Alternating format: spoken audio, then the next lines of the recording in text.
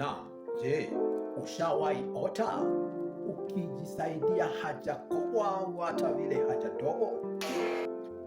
Unapojipata pale uko kwa ndoto, unaota ukienda haja kubwa au hata vile haja ndogo, na wengine hata huenda zaidi wanafanya kile kitendo haswa kwa kitanda.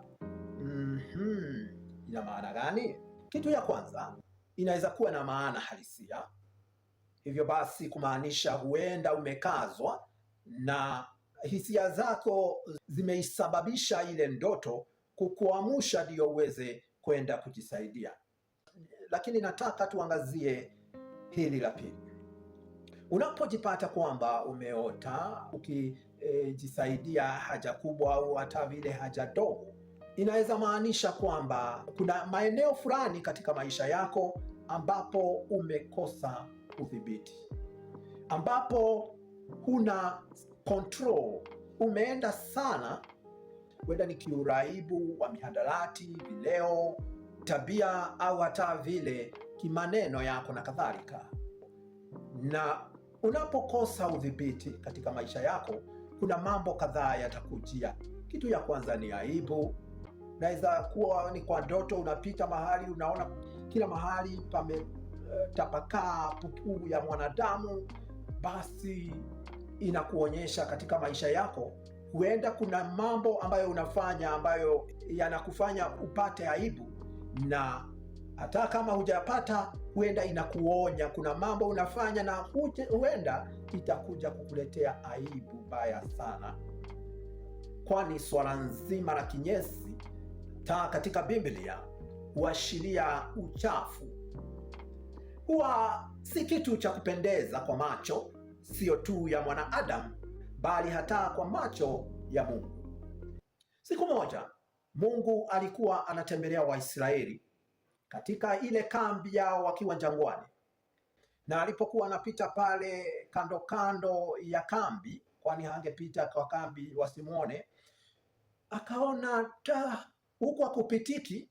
Kwa nini? Kulikuwa kumejaa kinyesi ya mwanadamu.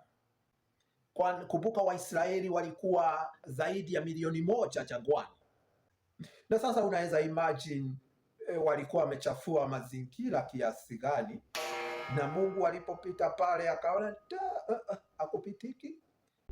Hiyo ni kumaanisha Mungu haangalii tu usafi wa ndani wa mwili, bali anaangalia hata usafi wa mazingira.